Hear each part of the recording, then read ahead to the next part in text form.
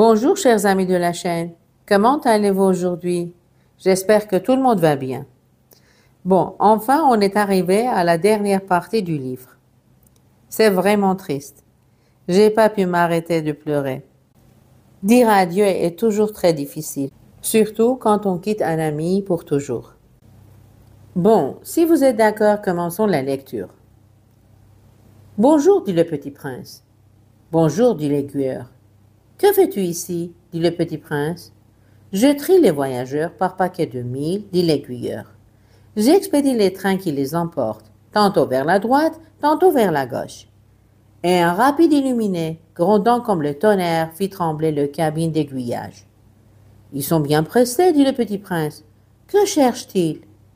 L'homme de la locomotive l'ignore lui-même, dit l'aiguilleur. Et gronda, en sens inverse, un second rapide illuminé. Il revient déjà? Demanda le petit prince. Ce ne sont pas les mêmes, dit l'aiguilleur. C'est un échange. Ils n'étaient pas contents là où ils étaient. On n'est jamais content là où l'on est, dit l'aiguilleur. Et gronda le tonnerre d'un troisième rapide illuminé. Ils poursuivent les premiers voyageurs? Demanda le petit prince. Ils ne poursuivent rien du tout, dit l'aiguilleur. Ils dorment là-dedans ou bien ils bâillent. Les enfants seuls écrasent leur nez contre les vitres. Les enfants seuls savent ce qu'ils cherchent, fit le petit prince. Ils perdent du temps pour une poupée de chiffon, elle devient très importante. Et si on la leur enlève, ils pleurent. Ils ont de la chance, dit l'aiguilleur. Bonjour, dit le petit prince. Bonjour, dit le marchand. C'était un marchand de pilules perfectionnées qui apaise la soif. On en avale une par semaine et l'on n'éprouve plus le besoin de boire. Pourquoi vends-tu ça? Dit le petit prince. C'est une grosse économie de temps, dit le marchand. Les experts ont fait des calculs. On épargne 53 minutes par semaine. Et que fait-on de ces 53 minutes? On en fait ce que l'on veut. Moi, se dit le petit prince, si j'avais 53 minutes à dépenser, je marcherais tout doucement vers une fontaine. Nous en étions au 8e jour de ma panne dans le désert, et j'avais écouté l'histoire du marchand en buvant la dernière goutte de ma provision d'eau. Ah, dis-je au petit prince, ils sont bien jolis tes souvenirs, mais je n'ai pas encore réparé mon avion. Je n'ai plus rien à boire et je serais heureux, moi aussi, si je pouvais marcher tout doucement vers une fontaine. Mon ami le renard, me dit-il, mon petit bonhomme, il ne s'agit plus du renard. Pourquoi? Parce qu'on va mourir de soif. Il ne comprit pas mon raisonnement. Il me répondit, c'est bien d'avoir eu un ami, même si l'on va mourir. Moi, je suis bien content d'avoir eu un ami renard. Il ne mesure pas le danger, me dis-je. Il n'a jamais ni faim ni soif. Un peu de soleil lui suffit. Mais il me regarda et répondit à ma pensée. J'ai soif aussi. Cherchons un puits. J'eus un geste de lassitude. Il est absurde de chercher un puits au hasard dans l'immensité du désert. Cependant, nous nous mîmes en marche. Quand nous eûmes marché, des heures en silence, la nuit tomba et les étoiles commencèrent de s'éclairer. Je les apercevais comme en rêve, ayant un peu de fièvre à cause de ma soif. Les mots du petit prince dansaient dans ma mémoire.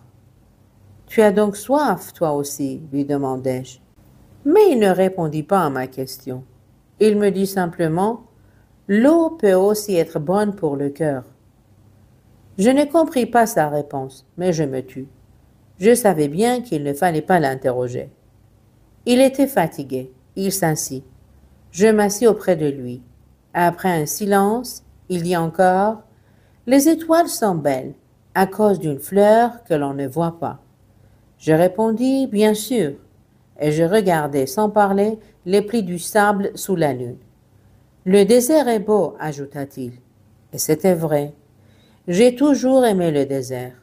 On s'assoit sur une dune de sable. On ne voit rien, on n'entend rien, et cependant quelque chose rayonne en silence. Ce qui embellit le désert, dit le petit prince, c'est qu'il cache un puits quelque part. Je fus surpris de comprendre soudain ce mystérieux rayonnement du sable.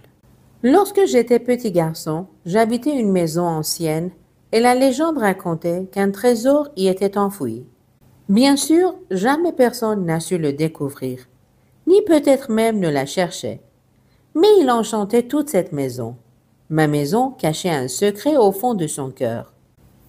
Oui, dis-je au petit prince, qu'il s'agisse de la maison, des étoiles ou du désert, ce qui fait leur beauté est invisible. Je suis content, dit-il, que tu sois d'accord avec mon renard. Comme le petit prince s'endormait, je le pris dans mes bras et me remis en route. J'étais ému. Il me semblait pourtant un trésor fragile. Il me semblait même qu'il n'y eût rien de plus fragile sur la terre. Je regardais à la lumière de la lune ce front pâle, ses yeux clos, ses mèches de cheveux qui tremblaient au vent, et je me disais, ce que je vois là n'est qu'une écorce. Le plus important est invisible. Comme ses lèvres entr'ouvertes ébauchaient un demi-sourire, je me dis encore, ce qui m'émeut si fort de ce petit prince endormi, c'est sa fidélité pour une fleur.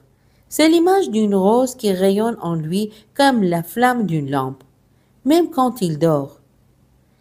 Et je le devinais plus fragile encore. Il faut bien protéger les lampes. Un coup de vent peut les éteindre. Et marchant ainsi, je découvris le puits au lever du jour. Les hommes, dit le petit prince, ils s'enfournent dans les rapides, mais ils ne savent plus ce qu'ils cherchent. Alors ils s'agitent et tournent en rond. Et il ajouta, ce n'est pas la peine. Le puits que nous avions atteint ne ressemblait pas aux puits sahariens. Les puits sahariens sont de simples trous creusés dans le sable. Celui-là ressemblait à un puits de village. Mais il n'y avait là aucun village, et je croyais rêver. C'est étrange, dis-je au petit prince. Tout est prêt. La poulie, le seau et la corde. Il rit, toucha la corde, fit jouer la poulie. Et la poulie gémit comme gémit une vieille girouette quand le vent a longtemps dormi. Tu entends, dit le petit prince, nous réveillons ce puits et il chante. Je ne voulais pas qu'il fît un effort. Laisse-moi faire, lui dis-je. C'est trop lourd pour toi. Lentement, je hissai le seau jusqu'à la margelle. Je l'y installai bien d'aplomb. Dans mes oreilles durait le chant de la poulie, et dans l'eau qui tremblait encore, je voyais trembler le soleil. J'ai soif de cette eau-là, dit le petit prince. Donne-moi à boire. Et je compris ce qu'il avait cherché. Je soulevai le seau jusqu'à ses lèvres. Il but, les yeux fermés. C'était doux comme une fête.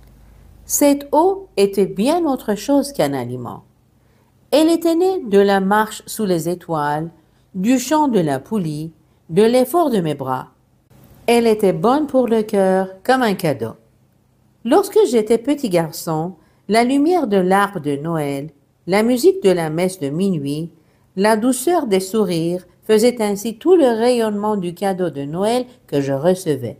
Les hommes de chez toi, dit le petit prince, cultivent 5000 roses dans un même jardin, et ils n'y trouvent pas ce qu'ils cherchent. Ils ne le trouvent pas, répondis-je.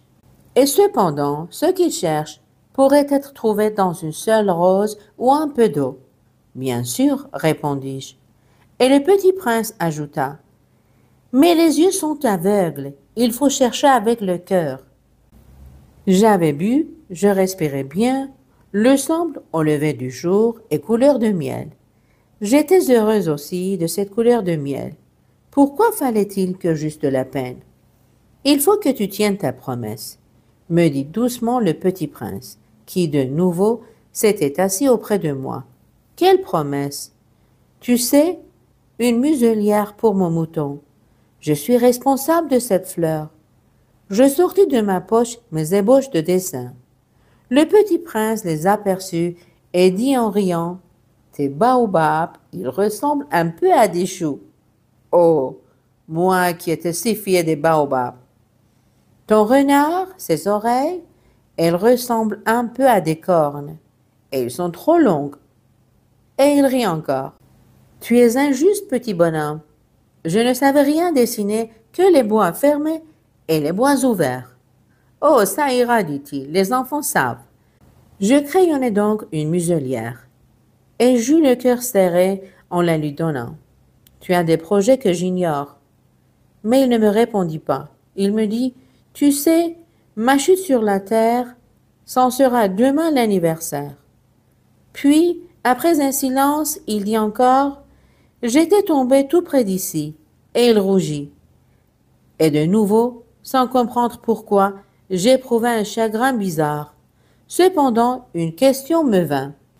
Alors ce n'est pas par hasard que, le matin où je t'ai connu, il y a 8 jours, tu te promenais comme ça, tout seul, à 1000 milles de toutes les régions habitées.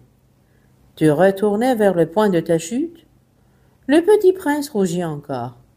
Et j'ajoutai en hésitant, à cause peut-être de l'anniversaire? Le petit prince rougit de nouveau. Il ne répondait jamais aux questions. Mais quand on rougit, ça signifie oui, n'est-ce pas? Ah, lui dis-je, j'ai peur. Mais il me répondit, tu dois maintenant travailler. Tu dois repartir vers ta machine. Je t'attends ici. Reviens demain soir. Mais je n'étais pas rassuré.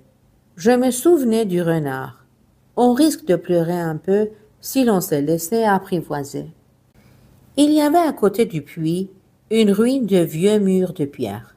Lorsque je revins de mon travail, le lendemain soir, j'aperçus de loin mon petit prince assis là-haut, les jambes pendantes. Et je l'entendis qui parlait.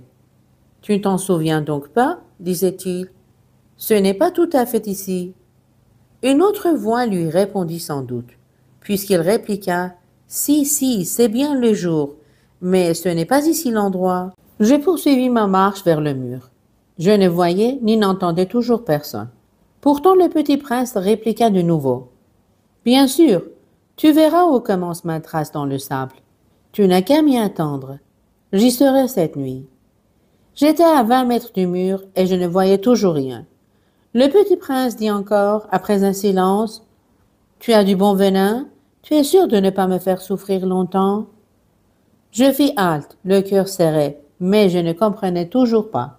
« Maintenant 20 ans, dit-il, je veux redescendre. » Alors, j'abaissai moi-même les yeux vers le pied du mur et je fis un bond.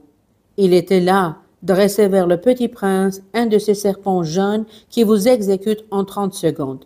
Tout en fouillant ma poche pour en tirer mon revolver, je pris le pas de course, mais au bruit que je fis, le serpent se laissa doucement couler dans le sable. Comme un jet d'eau qui meurt, et sans trop se presser, se faufila entre les pierres avec un léger bruit de métal. Je parvins au mur juste à temps pour y recevoir dans les bras mon petit bonhomme de prince, pâle comme la neige. Quelle est cette histoire-là? Tu parles maintenant avec les serpents. J'avais défait son éternel cache-nez d'or. Je lui avais mouillé les tempes et l'avais fait boire, et maintenant je n'osais plus rien lui demander. Je sentais battre son cœur comme celui d'un oiseau qui meurt quand on l'attira à la carabine. Il me dit, « Je suis content que tu aies trouvé ce qui manquait à ta machine. Tu vas pouvoir rentrer chez toi. » Comment sais-tu? Je venais justement lui annoncer que, contre toute espérance, j'avais réussi mon travail.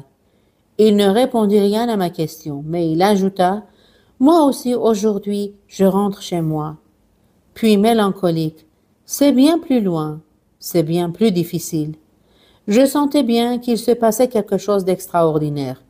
Je le serrais dans les bras comme un petit enfant et cependant, il me semblait qu'il coulait verticalement dans un abîme sans que je puisse rien pour le retenir. Il avait le regard sérieux, perdu très loin. « J'ai ton mouton, et j'ai la caisse pour le mouton, et j'ai la muselière. » Et il sourit avec mélancolie. J'attendis longtemps. Je sentais qu'il se réchauffait peu à peu. « Petit bonhomme, tu as eu peur. » Il avait eu peur, bien sûr, mais il rit doucement. J'aurais bien plus peur ce soir. De nouveau, je me sentis glacé par le sentiment de l'irréparable. Et je compris que je ne supportais pas l'idée de ne plus jamais entendre ce rire. C'était pour moi comme une fontaine dans le désert. « Petit bonhomme, je veux encore t'entendre rire. » Mais il me dit, « Cette nuit, ça fera 1 an. Mon étoile se trouvera juste au-dessus de l'endroit où je suis tombé l'année dernière. » Petit bonhomme, n'est-ce pas que c'est un mauvais rêve cette histoire de serpent et de rendez-vous et d'étoiles? Mais il ne répondit pas à ma question. Il me dit, ce qui est important, ça ne se voit pas. Bien sûr. C'est comme pour la fleur. Si tu aimes une fleur qui se trouve dans une étoile, c'est doux la nuit de regarder le ciel. Toutes les étoiles sont fleuries. Bien sûr. C'est comme pour l'eau. Celle que tu m'as donnée à boire était comme une musique, à cause de la poulie et de la corde. Tu te rappelles? Elle était bonne. Bien sûr. Tu regarderas la nuit les étoiles. C'est trop petit chez moi pour que je te montre où se trouve la mienne. C'est mieux comme ça. Mon étoile, ça sera pour toi une des étoiles. Alors, toutes les étoiles, tu aimeras les regarder. Elles seront toutes tes amies. Et puis, je vais te faire un cadeau. Il rit encore. Ah, petit bonhomme, j'aime entendre ce rire. Justement, ce sera mon cadeau. Ce sera comme pour l'eau. Que veux-tu dire? Les gens ont des étoiles qui ne sont pas les mêmes. Pour les uns qui voyagent, les étoiles sont des guides. Pour d'autres, elles ne sont rien que de petites lumières. Pour d'autres, qui sont savants, elles sont des problèmes. Pour mon businessman, elles étaient de l'or. Mais toutes ces étoiles-là se taisent. Toi, tu auras des étoiles comme personne n'en a. Que veux-tu dire? Quand tu regarderas le ciel, la nuit, puisque j'habiterai dans l'une d'elles, puisque je rirai dans l'une d'elles, alors ce sera pour toi comme si riaient toutes les étoiles. Tu auras, toi, des étoiles qui savent rire. Et il rit encore. Ce sera comme si je t'avais donné, au lieu d'étoiles, des tas de petits grelots qui savent rire. Et il rit encore. Puis il redevint sérieux. Cette nuit, tu sais, ne viens pas. Je ne te quitterai pas. J'aurai l'air d'avoir mal. J'aurai un peu l'air de mourir. C'est comme ça. Ne viens pas voir ça. Ce n'est pas la peine. Je ne te quitterai pas. Mais il était soucieux. Je te dis ça, c'est à cause aussi du serpent. Il ne faut pas qu'il te morde. Le serpent, c'est méchant. Ça peut mordre pour le plaisir. Je ne te quitterai pas. Mais quelque chose le rassura. C'est vrai qu'ils n'ont plus de venin pour la seconde morsure. Cette nuit-là, je ne le vis pas se mettre en route. Il s'était évadé sans bruit. Quand je réussis à le rejoindre, il marchait décidé d'un pas rapide. Il me dit seulement « Ah, tu es là !» et il me prit par la main. Mais il se tourmenta encore. « Tu as eu tort. Tu auras de la peine. J'aurai l'air d'être mort et ce ne sera pas vrai. » Moi, je me taisais. « Tu comprends, c'est trop loin. Je ne peux pas emporter ce corps-là.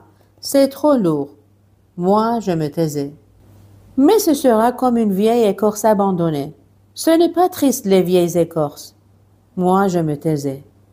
Il se découragea un peu. Mais il fit encore un effort. Ce sera gentil, tu sais. Moi aussi, je regarderai les étoiles. Toutes les étoiles seront des puits avec une poulie rouillée. Toutes les étoiles me verseront à boire. Moi, je me taisais. Ce sera tellement amusant. Tu auras 500 millions de grelots. J'aurai 500 millions de fontaines. Et il se tut aussi, parce qu'il pleurait. C'est là. Laisse-moi faire un pas tout seul. Et il s'assit parce qu'il avait peur. Tu sais, ma fleur, j'en suis responsable. Elle est tellement faible, et elle est tellement naïve. Elle a 4 épines de rien du tout pour la protéger contre le monde. Moi, je m'assis parce que je ne pouvais plus me tenir debout. Il dit, voilà, c'est tout. Il hésita encore un peu, puis il se releva. Il fit un pas. Moi, je ne pouvais pas bouger. Il y eut rien qu'un éclair jaune près de sa cheville. Il demeura un instant immobile. Il ne cria pas. Il tomba doucement comme tombe un arbre. Ça ne fit même pas de bruit à cause du sable. Et maintenant, bien sûr, ça fait 6 ans déjà. Je n'ai jamais encore raconté cette histoire. Les camarades qui m'ont revu ont été bien contents de me revoir vivant. J'étais triste, mais je leur disais, c'est la fatigue. Maintenant, je me suis un peu consolée. C'est-à-dire, pas tout à fait. Mais je sais bien qu'il est revenu à sa planète, car au lever du jour, je n'ai pas retrouvé son corps. Ce n'était pas un corps tellement lourd, et j'aime la nuit écouter les étoiles. C'est comme 500 millions de grelots. Mais voilà qu'il se passe quelque chose d'extraordinaire. La muselière que j'ai dessinée pour le petit prince, j'ai oublié d'y ajouter la courroie de cuir. Il n'aura jamais pu l'attacher au mouton. Alors je me demande, que s'est-il passé sur sa planète? Peut-être bien que le mouton a mangé la fleur. Tantôt je me dis, sûrement non, le petit prince enferme sa fleur toutes les nuits sous son globe de verre et il surveille bien son mouton. Alors je suis heureux et toutes les étoiles rient doucement. Tantôt je me dis, on est distrait une fois ou l'autre et ça suffit. Il a oublié un soir le globe de verre ou bien le mouton est sorti sans bruit pendant la nuit. Alors les grelots se changent tous en larmes. C'est là un bien grand mystère. Pour vous qui aimez aussi le Petit Prince comme pour moi, rien de l'univers n'est semblable si quelque part, on ne sait où, un mouton que nous ne connaissons pas a oui ou non mangé une rose. Regardez le ciel. Demandez-vous, le mouton, oui ou non, a-t-il mangé la fleur? Et vous verrez comme tout change. Et aucune grande personne ne comprendra jamais que ça a tellement d'importance. Ça, c'est pour moi le plus beau et le plus triste paysage du monde. C'est le même paysage que celui de la page précédente. Mais je l'ai dessiné une fois encore pour bien vous le montrer. C'est ici que le petit prince a apparu sur terre puis disparu. Regardez attentivement ce paysage afin d'être sûr de le reconnaître si vous voyagez un jour en Afrique dans le désert. Et s'il vous arrive de passer par là, je vous en supplie, ne vous pressez pas, attendez un peu juste sous l'étoile. Si alors un enfant vient à vous, s'il rit, s'il a des cheveux d'or, s'il ne répond pas quand on l'interroge, vous devinerez bien qui il est. Alors, soyez gentil, ne me laissez pas tellement triste. Écrivez-moi vite qu'il est revenu.